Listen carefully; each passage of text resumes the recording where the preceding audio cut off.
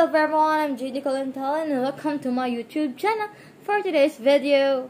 Ano nga ba ang gagawin natin? So, ano nga ba update kay JD? Bakit sobrang tagal na hindi nag-update sa YouTube? Because one of the reason is because of my study. I'm already second year college. My program is Bachelor of Science in Entrepreneurship. I am grateful because when I was first year college and I am a Dean's Lister. I hope na someday maging cum laude tayo, mag-aim tayo ng high at busy kasi because of my struggle sa pag-aaral. Sabay-sabay, every week may quiz. Halimbawa, sa Monday, ang Monday ko is may pasok. STS, ang tawag ng STS, Science and Technology Society. Focus siya about science. And Tuesday ko naman, dalawang subject. Sa Monday, isang subject lang. Sa Tuesday, meron dalawa. Ang subject ko naman yung Tuesday ay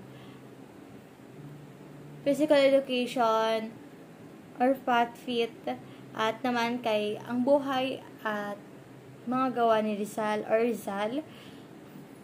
Doon, tuwing Tuesday, madugong araw yon kasi kada sa Rizal, nag-quiz kami ng 3 or higit pa.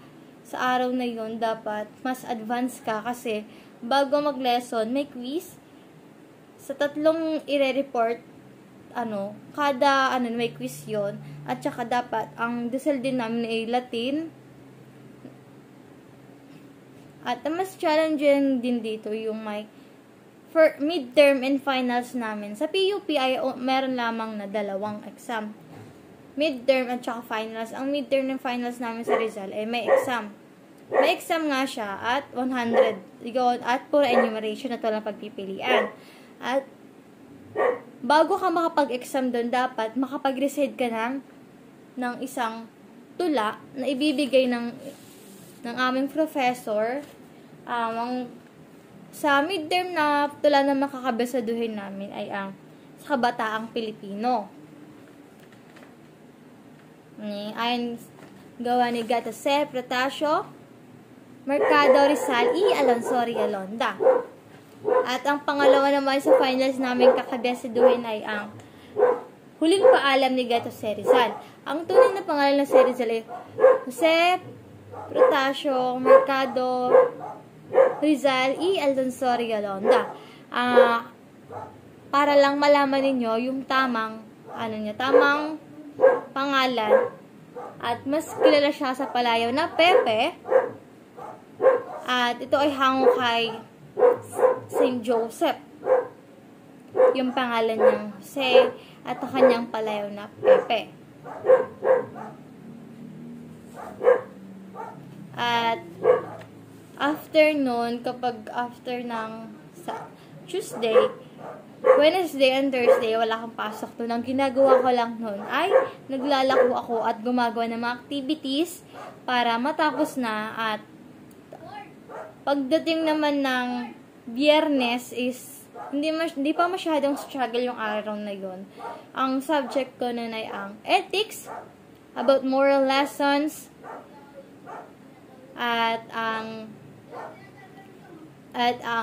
OS. Ang OS naman ay ang opportunity seeking, about business siya. Doon naman may ginagawa kaming SWOT, more on hindi naman masyadong sobrang hirap yung mga pinagagawa doon. Pero every week din siya nagpapagawa ng mga assignment, activities, and then kapag Sabado naman talaga ang mas madugong araw ko. Madugong araw. Bakit nga ba madugong araw? Kasi innovation naming subject is one of my major innovation.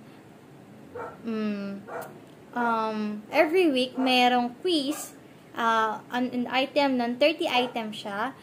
At sa after naman nun ang start namin dun is 7 7:30 in the morning. And then, after nun, mga 11. Ang tapos ng 10:30 and 11 or 12, mag-start naman ako ng next lesson naman ulit. Ibang subject naman ang Panitikang Pilipino. Yung dalawang yon ay nagkakasabay araw-araw. Kada linggo, kada Sabado. So, ang hirap naman ng as student na nagsasabay yung dalawang quiz, magugulo yung attention at pag-iisip mo sa isang subject na ma-overload yung mo, yung lahat nasa isip mo. Yung sa innovation na dapat rin kakabisaduhin. Tapos, meron din kaming gagawin na sarili naming invention. So, currently, ang ginagawa naming invention is about deodorant na wala pa talaga sa marketplace at talaga sarili naming invention. At hindi ko ba ito i-reveal for today kung ano nga ba yung invention na nagawa namin na makakatulong sa community at sa mga people, sa mga tao. Ayun, yung dapat mas enhance namin yung prototype namin. Nag-defense na rin kami noon about sa proposal. Kailangan pa namin talaga na pag-aralan mabuti yung mga bawat bagay na gagawin namin sa aming innovation, sa aming prototype, at sa Panitikang Pilipino. Medyo madugo din kasi ang okay lang sana kung ang Panitikang Pilipino namin ay ang quiz namin is 1 to 10 or kaya 1 to 20, pero hindi siya ganun Ang 50 items siya. Ang umaga na nga namin 30 item na quiz at walang pagpipilian talaga. Dapat alam mo yung lesson. Hindi pwedeng pupasok ka sa school nang wala kang alam at uuwi ka sa bahay niya na wala kang alam. Sa Panitikang Pilipino ay madugo talaga. Nakikipagsabayan siya sa mga major. Pero hindi naman siya major. Okay lang naman yung ganun sana. Yung hindi na nape-pressure ng bongga yung estudyante. Pero, eventually, kahit papaano, kinakaya. Tapos, nag-exam kami sa innovation na nakaraan. So, nasa midterm examination na kami ngayong November 27. Last week. Na 1 week kaming walang mga pasok. Kasi because of the strike, walang masasakyan na jeep. Marang nagra-rally. Ayun, kailangan nila paglaban mga karapatan nila, diba? Kasi maraming commuters na maapektuhan pati ang mga pamilya nila. Mga Pilipino rin yun, di ba? Ayun. Masayang college life, pero mahirap. Worth it naman kasi natututo ka at time will come na magiging sa totoong entrepreneur at magkakaroon ng sarili kong negosyo at makakatulong sa bawat Pilipino. So, yun lang. Sa mga kapwa estudyante dyan na nahihirapan, magpatuloy lang tayo. Magiging worth it ang lahat ng bagay na pinaghirapan natin. Kahit salat sa yaman. Ayun lang. So, ayun yung update ko for today's video. Medyo madaldal pero masaya. And always be grateful to what you have. Ang ginagawa ko ngayon naglalako, nag-aaral, nagkakasabay, nagre-review. You must need to balance time management baga. Huwag kang papasok talaga sa school lang wala kang alam kasi yun lang. Hindi ka mahirapan ka kasi puro quiz. Pero, ang din nun, minsan, Monday, Tuesday, may quiz. Tapos, Sabado, may quiz. Ang sakit sa ulo minsan. Minsan, ang hirap na rin.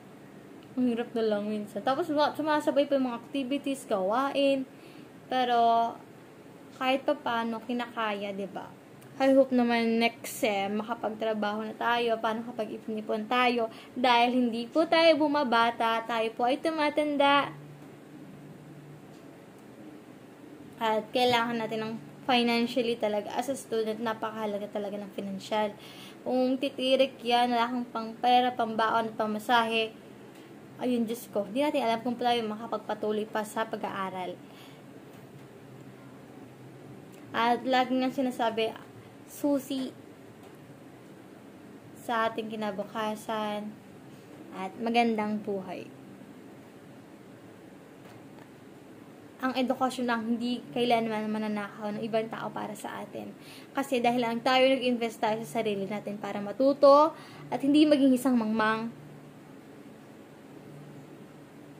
And lamang at maraming salamat. Namiss ko lang magsalita at mag-vlog. I will still continue vlogging. I will never stop doing it even though ang tagal ko na hindi nakapag-vlog. I will still love taking video. Soon, mag-video naman ako about sa Kalawan. That's all. Ayun lamang, mga beshi kong Barbie. Mga ka-sizzling. And I love you all. Lagi yung mag-iingat. Lagi yung galingan sa bawat ginagawa nyo. Give your 100%. And time will come, magiging successful ka. And always comment down below. I will become successful. And be grateful. God is good all the time.